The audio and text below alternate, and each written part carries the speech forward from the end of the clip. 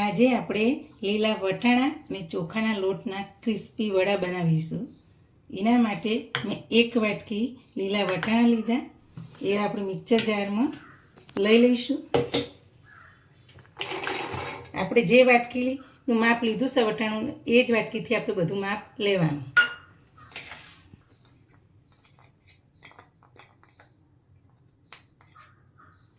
આપણે 5-6 નંગ સૂકા લસણની કળી લીધી, 1 આદુનો ટુકડો લીધો, 3 નંગ લીલા મરચાં નાખીશું આ રીતના કટ કરી. જો તમે તીખું ખાતા હોય તો વધારે પણ 1 મરચું નાખી શકો. હવે આ બધું આપણે મિક્સર જારમાં પીસી લઈશું. જો અધકચરું આપણું પીસાઈ ગયું. હવે એની અંદર આપણે 1-1.5 ચમચી જેટલું પાણી નાખી અને ફરીથી આપણે પીસી લઈશું, એટલે ઝીણું સરસ પીસાઈ જાય. જો આપણે સરસ આ રીતના પીસાઈ ગયું. જો હવે આપણે ગેસ ઉપર આપણે જે પ્રોસેસ કરવાની, હવે આપણે ગેસ ઉપર ચાલુ કરીશું વડા બનાવવાની પ્રોસેસ. ગેસ ચાલુ કર્યો આપણે અને હવે કઢાઈ મૂકી.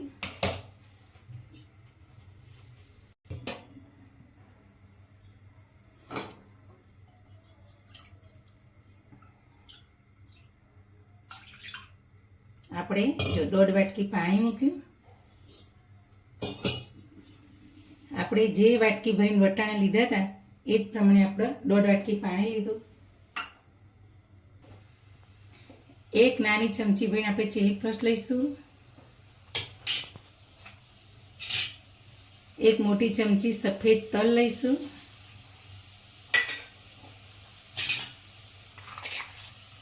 સ્વાદ અનુસાર આપણે મીઠું નાખીશું.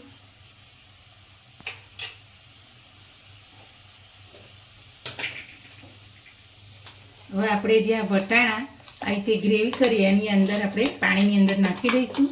આની અંદર આપણે લસણ, મરચાં અને આદું અને વટાણા બધું પીસી દીધું છે, એટલે બધું અંદર નાખી દઈએ.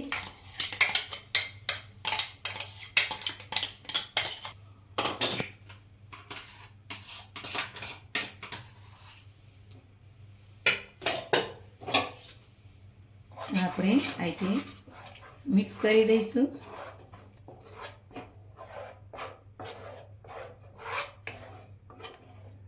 હવે આપણે ઉકળો અને કુભરો આવો ત્યાં સુધી આપણે એને થવા દઈશું. આ રીતના આપણે 1 ચમચી જેટલું તેલ નાખીશું.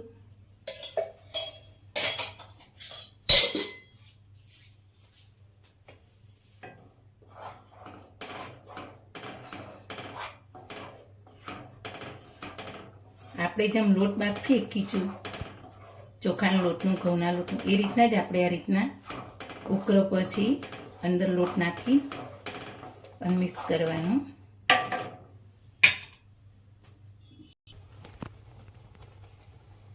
હવે આપણે થોડી કોથમીર નાખીશું.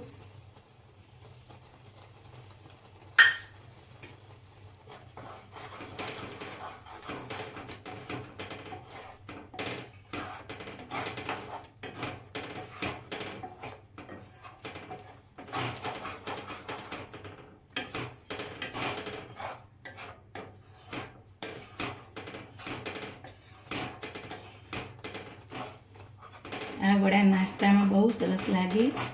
બાળકોના નાસ્તામાં તમે લંચમાં ભરી આપો. કોઈ ગેસ્ટ આવ્યો તો તાત્કાલિક કંઈ નાસ્તો ઘરમાં ના હોય તો બનાવીને તમે આપી શકો.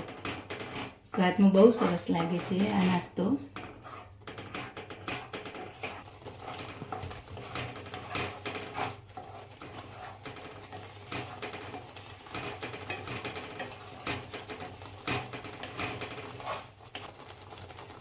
હવે આપણે ચોખાનો લોટ થોડો આ રીતના નાખી દઈશું. ગેસ ધીમો કરી દેવાનો.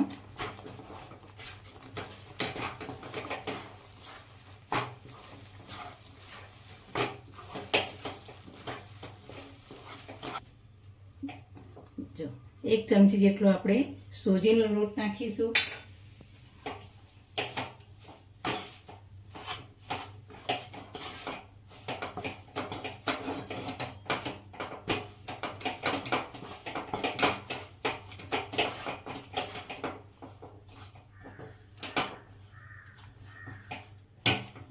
આ લોટ જેવો આપણો એનો આખો ડોર તૈયાર થયો.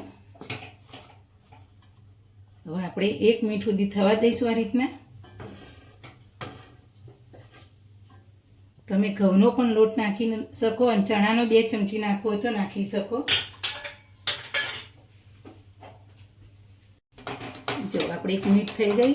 હવે સરસ લોટ આપણો આ તૈયાર થઈ ગયો વડા માટે. જો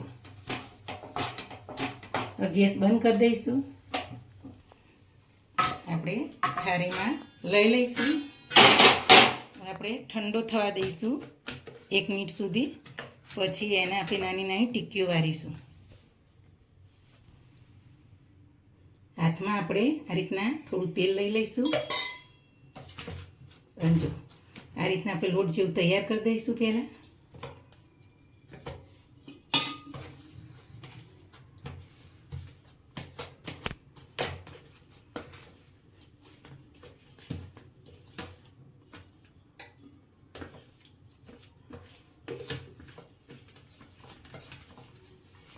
થોડું ગરમ છે એટલે આપણે આવી રીતે તાવીતાની મદદથી આ રીતના લોટનો મિક્સ કરીશું. એટલે આપણે ટીકી સરસ લીચી થાય. સરસ જો આપણો સરસ આ રીતે તૈયાર ડો થઈ ગયો. જો હવે એમાંથી આપણે નાના નાના લુવા લઈ અને ટીકી વારીશું. તમે જેવી નાની મોટી કરવી હોય એવી થાય. આપણે જો આ રીતના અને પછી હાથથી આપણે આમાં સહેજ દબાઈ દેવાના એટલે સહેજ વડા જેવું થઈ જાય. એટલે ટીકી જેવું થઈ જાય. સરસ જો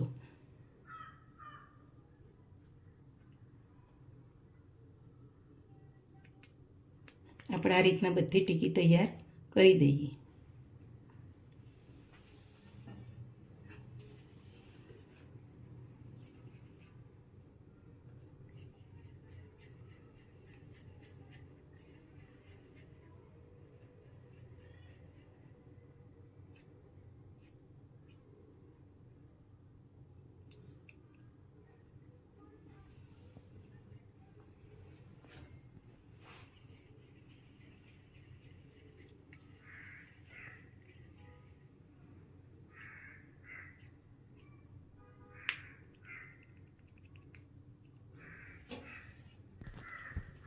હવે આપણે ટીકી તૈયાર થઈ ગઈ. હવે આપણે ગેસ ઉપર તેલ મૂકીશું. ગરમ થાય એટલે આપણે ટીકીનો તરીએ.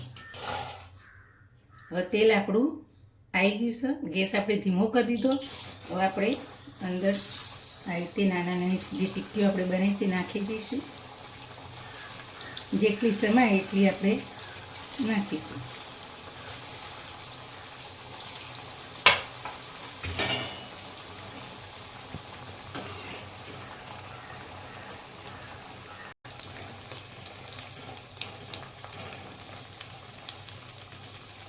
આપણે બંને બાજુ ધીમે ધીમે સરસ લાલ થવા દઈશું.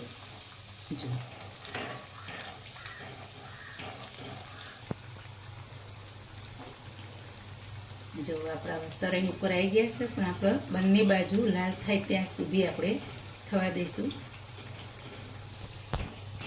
જો આપણા વડાકો કે ટીકીકો સરસ લાલ થઈ ગયા. હવે કાઢી લઈશું આપણે.